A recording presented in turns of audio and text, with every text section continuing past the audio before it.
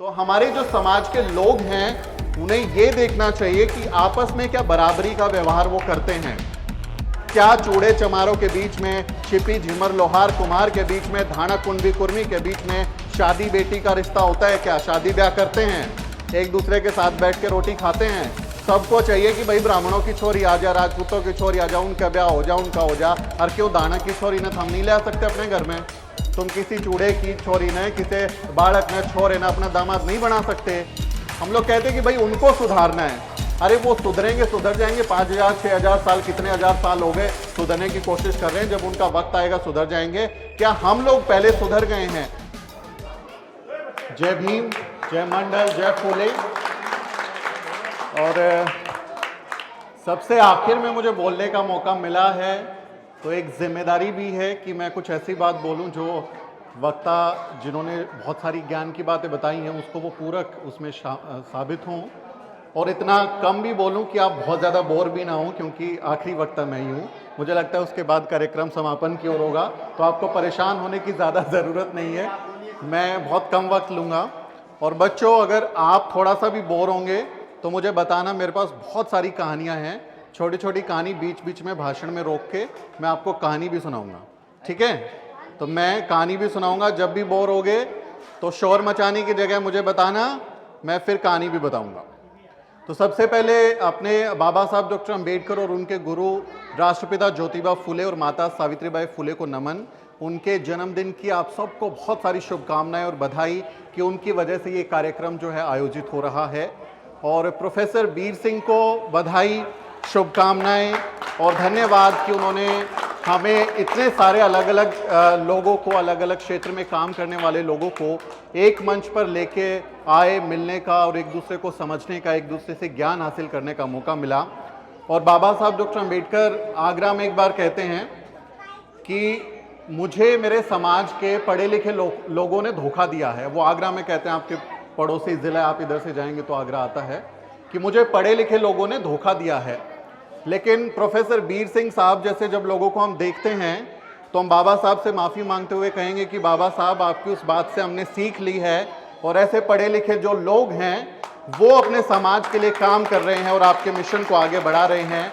और जो रास्ता आपने दिखाया था उस पर सबको साथ लेकर चलने की कोशिश कर रहे हैं। तो हमें ऐसे लोगों पर गर्व है और तमाम हमारे जो लोग हैं उनके संघर्ष को सलाम करते हैं और बहुत बहुत आपको साधुवाद करते हैं कि बोधि ट्री जैसा मंच आपने बनाया।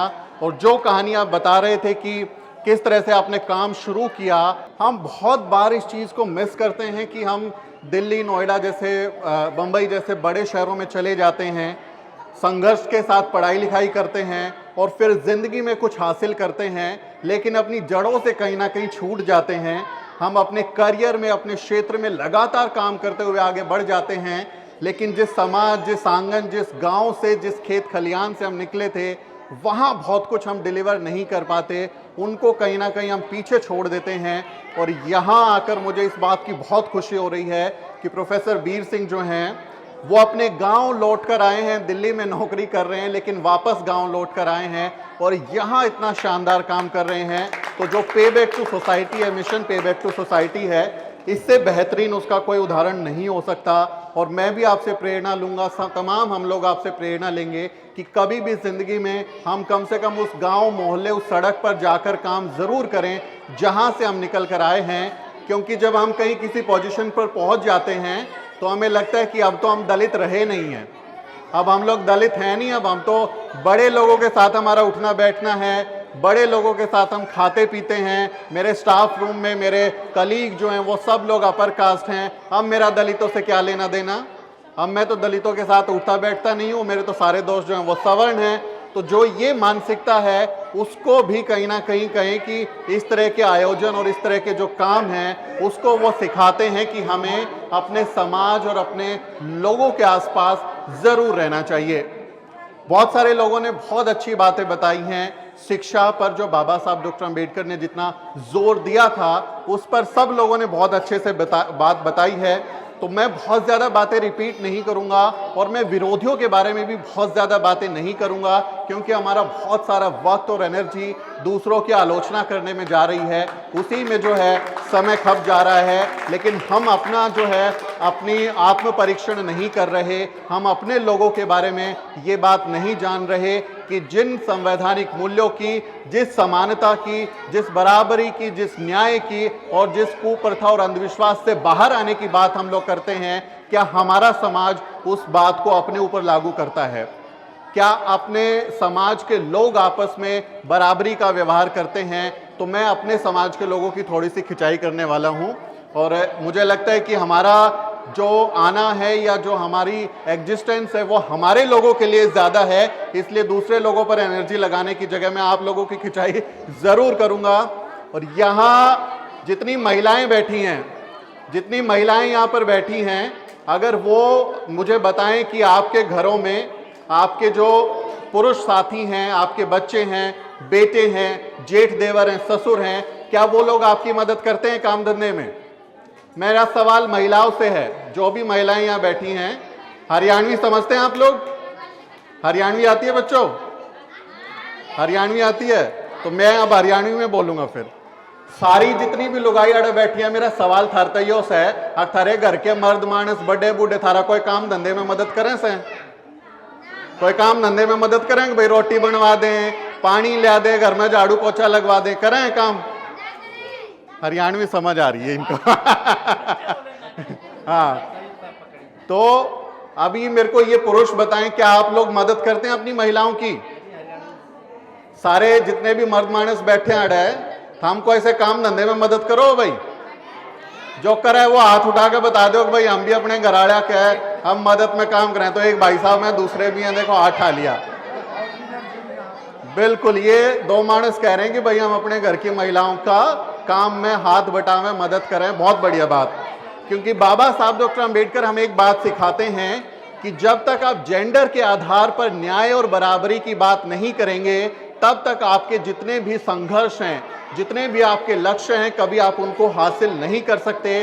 बाबा साहब डॉक्टर अंबेडकर हमें कहते हैं कि मैं किसी समाज की तरक्की को इस बात से आंकता हूं कि वहां महिलाओं ने कितनी तरक्की की है। तो हम लोग तमाम तरक्की की बातें करते हैं, लगातार संघर्ष और अपने अस्तित्व की बातें करते रहते हैं, लड़ाइयों की बात करते रहते हैं, लेकिन हमारे घर की महिलाओं को हमने चूल्हे चौके में झोंक दिया। तो मैंने जैसे पीछे बात छोड़ी थी कि भाई हमारे समाज के जो लोग हैं, उनको ये भी देखना चाहिए कि आपस में कितनी मदद करते हैं, है ना बच्चों? एक कहानी और सुनाऊंगा मैं, बहुत अच्छी कहानी है मेरे पास। बच्चों, एक कहानी और सुनाऊंगा बगुले की, ठीक है? तो बस 5 मिनट और दे दो। ये जो बर्थडे मानस है ना, इन तभी कुछ कह दूं, थोड़ी सी बात है ना तो ये बुरा मान जाएंगे। तो 5 मिनट का वक्त और दे दो। तो हमारे जो समाज के लोग हैं, उन्हें ये देखना चाहिए कि आपस में क्या बराबरी का व्यवहार वो करते हैं।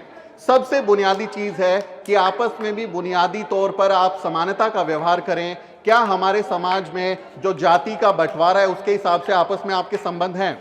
क्या चूड़े चमारों के बीच में, छिपी झिमर लोहार कुम्हार के बीच में, धाना कुंभी कुर्मी के बीच में शादी बेटी का रिश्ता होता है? क्या शादी ब्याह करते हैं, एक दूसरे के साथ बैठ के रोटी खाते हैं?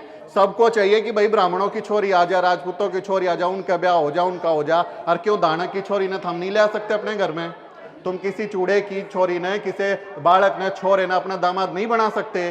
तो हमें ये सीखने की जरूरत है कि भाई जो हम दूसरे लोगों से उम्मीद करते हैं कि वो जातिवाद को छोड़ दें, वो भेदभाव को छोड़ दें, क्या हमने अपने आपस में उस व्यवहार को बदला है? क्या समानता का पाठ हम लोगों ने सीखा है? ये बहुत जरूरी है। हम लोग कहते हैं कि भाई उनको सुधारना है। अरे वो सुधरेंगे, सुधर जाएंगे। 5000 6000 साल, कितने हजार साल हो गए, सुधरने की कोशिश कर रहे हैं। जब उनका वक्त आएगा सुधर जाएंगे। क्या हम लोग पहले सुधर गए हैं? हमने अपने आप में कोई बदलाव लेके आए हैं? हमने अपने अंदर कोई बदलाव लाया है कि जिसमें चमार कहे कि मैं भंगी के साथ नहीं बैठूंगा, मैं तो इसमें जाति से ऊपर हूं, पासी कहे कि मैं तो जाटव से ऊपर हूं? अरे जब आप खुद भेदभाव को अपनाएंगे, आप खुद अपने जीवन में समानता का सबक नहीं सीखेंगे, तो दूसरों से क्यों उम्मीद कर रहे हैं कि वो सीख जाएंगे? तो सबसे पहले समानता का पाठ आपको भी सीखने की जरूरत है। अपने समाज में अप्लाई कीजिए, अपने लोगों में अप्लाई कीजिए। कम से कम अपनी जातियों के बीच में जो शेड्यूल कास्ट, शेड्यूल ट्राइब या अदर बैकवर्ड क्लासेस हैं, उनके बीच में कोई जाति का भेदभाव मत कीजिए, समानता का व्यवहार कीजिए, बराबरी का व्यवहार कीजिए। इसके अलावा मैं आपको ये बालक सारे मेरे दोस्त बन गए अभी तो एक चीज और कहना चाहूंगा, हालांकि कुछ और बातें मुझे करनी थी, लेकिन मुझे लगता है कि एक बात और कह के मैं अपनी बात खत्म करूंगा। तुम लोगों को कहानी सुनाऊंगा, डरो नहीं, ठीक है। चूंकि मैं मीडिया से जुड़ा हूं, एक पेशेवर पत्रकार हूं और अलग अलग मीडिया जगत में मैंने काम किया है, तो मेरी जिम्मेदारी ये भी है कि उस मीडिया की हकीकत क्या है वो मैं अपने समाज को जरूर बताऊं, मैं अपने समाज के लोगों को जरूर बताऊं कि वहां क्या होता है, किस तरह से वो काम करते हैं, ताकि आप लोग सजग रहें, जागरूक रहें। आपको पता हो कि जब आप टीवी का रिमोट दबा के आप जी न्यूज़, एबीपी न्यूज़ या दूसरा चैनल चलाएंगे तो आपको याद आएगा कि सुमित चौहान नाम के एक पत्रकार आए थे जो मीडिया के अंदर रह के काम करके आपको बता के गए थे कि भारत का मीडिया कैसे काम करता है। आप लोगों को याद होगा ऊना कांड एक हुआ था, गुजरात में कुछ दलित युवकों को, बच्चों को ये कह के पीटा गया कि उसको वो लोग गाय की चमड़ी छील रहे थे। आपको याद होगा साल 2016 की बात है, और उस समय वहां पर बहुत ब्रूटल तरीके से उनको मारा गया। वो तस्वीरें जब हमारे न्यूज रूम में आई तो मैंने अपने सीनियर लोगों को कहा, मैं उस समय एक शो बनाता था 24 घंटे 24 रिपोर्टर नाम से एक शो आता था एबीपी न्यूज पे, मैंने उन्हें कहा कि देखिए ये जो तस्वीरें आई हैं ये बहुत ज्यादा डरावनी है। आप कहते हैं कि हमें चांद पे जाना है, मंगल पे कॉलोनी बनानी है, और आपके समाज के लोगों के साथ इस देश में क्या व्यवहार करते हैं, आप अपने फेलो सिटीजन्स के साथ कैसा व्यवहार करते हैं, ये बहुत गलत है और इसके ऊपर हमें रिपोर्टिंग करनी चाहिए, हमें खबर बनानी चाहिए। तो मेरे सीनियर्स ने ये कहा, मेरे एडिटर्स ने ये कहा कि जब हम अपनी रिपोर्ट करते हैं, हम कोई खबर दिखाते हैं, तो हमारा जो टारगेट ऑडियंस है जिसको हम खबर दिखाना चाहते हैं वो middle class, upper middle class है, कुछ एलिट लोग हैं जो अपना कॉफ़ी का मग लेके जब टीवी के सामने बैठेंगे तो ऐसी तस्वीरें देख के परेशान हो जाएंगे, तो उनको ये तस्वीरें हमें नहीं दिखानी, हमें ये खबर नहीं करनी है। तो आपके समाज के लोगों के साथ जो दरिंदगी हो रही है, जो अत्याचार हो रहा है, उस पर वो खबर भी नहीं बनाना चाहते, कोई रिपोर्टिंग नहीं करना चाहते। मैंने कोशिश की, समझाई, वो नहीं माने। मैं उस समय एबीपी न्यूज़ में काम कर रहा था, मैं थोड़ा परेशान हुआ तो मैं कैंटीन चला गया, मैंने वहाँ पे चाय ऑर्डर किया कि भाई चाय पीते, थोड़े परेशान हैं अभी, कैसे, ये तो बहुत बुरा हो रहा है, क्योंकि हमको मालूम है हम उसी समाज से आए हैं जिसके दादा बाप जो हैं वो चमड़ा छील के जूतियाँ बनाते थे, हमें मालूम है कि कैसे हमारे लोग संघर्ष करते हैं। तो उन्होंने वहाँ मेरे कुछ साथी बैठे हुए थे, टीम के लोग बैठे थे, कुछ सीनियर लोग बैठे थे, तो मैं थोड़ा परेशान था। तो मेरे जो टीम के साथी थे उन्होंने कहा कि भाई क्या हो गया, क्यों परेशान हो तुम, क्या हो गया, इतनी उदासी क्यों है चेहरे पे। तो मैंने बताया कि भाई यहाँ मैंने ये खबर बताई कि भाई हमारे लोगों को पीटा गया ऊना में, उनके साथ इतनी ज्यादती हुई, और इस खबर को बनाने से मना कर दिया हमारे एडिटर और टीम ने कि इसकी जरूरत नहीं है बनाने की। तो मेरे एक सीनियर बैठे हैं वहां पे, वो क्या कहते हैं, बहुत ही कटु शब्द है, बहुत ही कड़े शब्द हैं, और हम लोगों ने झेला है वहां रह के, इसलिए हम आपको बता रहे हैं कि आपको पता होना चाहिए कि आपके लोगों के साथ कैसा व्यवहार होता है वहां पर। वो कहता है कि कुत्तों को और दलितों को घी हजम नहीं होता, और जिस तरह से कुत्तों को लात मार के रखते हैं वैसे ही अगर दलितों को आपने लात मार के नहीं रखा तो ये सिर पे बैठ जाएंगे।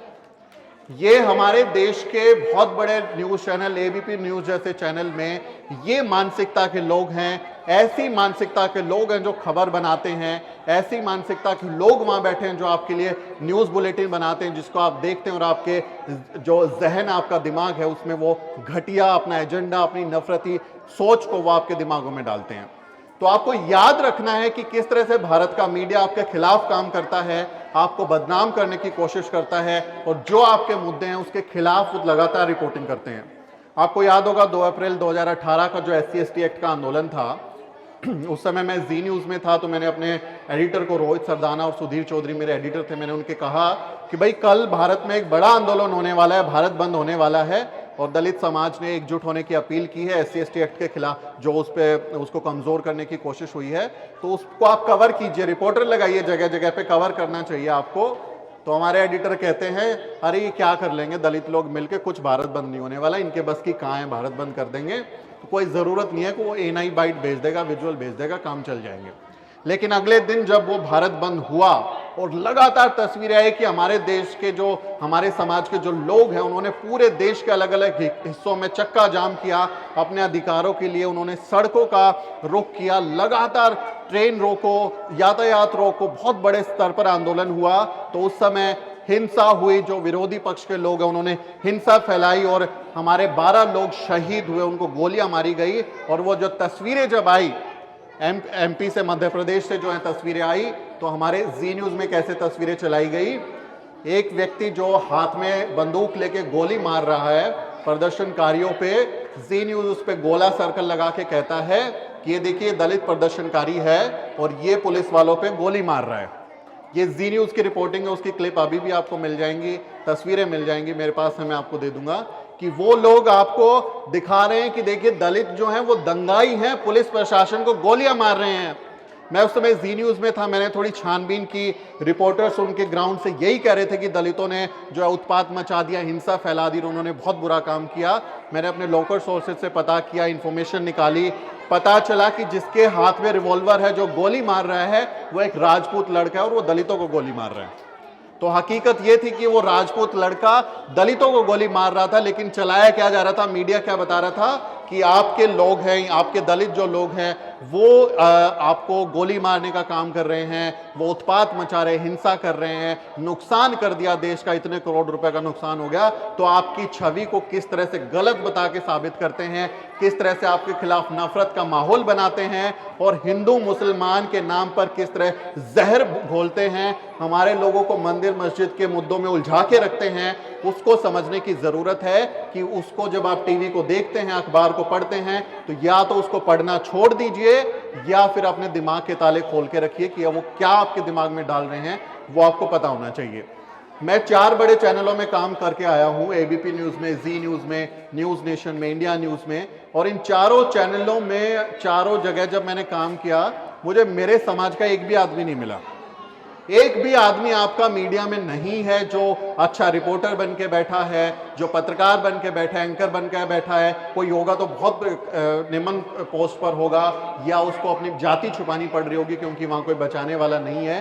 तो आपके लोग जब वहां पर नहीं है तो आपकी बात करने वाला भी कोई नहीं है। और इसी वजह से बाबा साहब डॉक्टर अंबेडकर से लेके राष्ट्रपिता ज्योतिबा फुले से लेके ये सब लोग पत्रकार की भूमिका में थे और लगातार अखबार निकाल रहे थे। राष्ट्रपिता ज्योतिबा फुले 1878 में दीनबंधु नाम का अखबार निकालते हैं।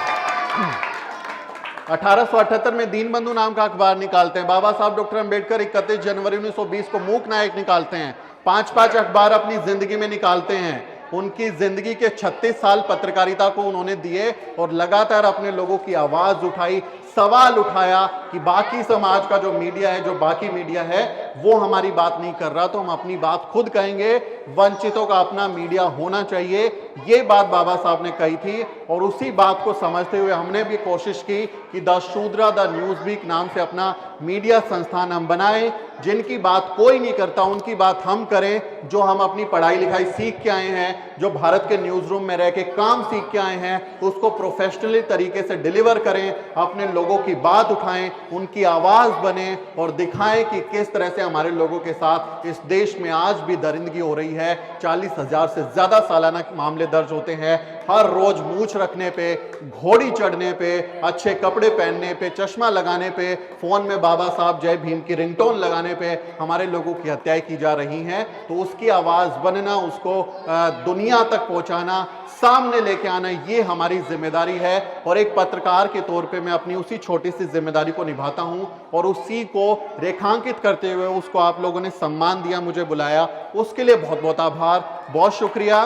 मुझे बहुत अच्छा लगा आप लोगों से मिलके और कहानी भी सुनाऊंगा कहानी भी सुनाऊंगा। तो मुझे आप लोगों ने बुलाया, डॉक्टर वीर सिंह और सुजीत साहब और बाकी तमाम हमारे जो वक्तागण हैं, आप क्योंकि बहुत विद्वान हैं और ये दबाव मुझ पर रहता है हमेशा कि जब विद्वान लोगों में जाएं तो ऐसी कौन सी बात बोले कि वो उनको भी अच्छी लगे। तो बहुत बहुत शुक्रिया, आपके बीच में आके मुझे मौका मिला, बहुत बहुत शुक्रिया इस चीज़ के लिए।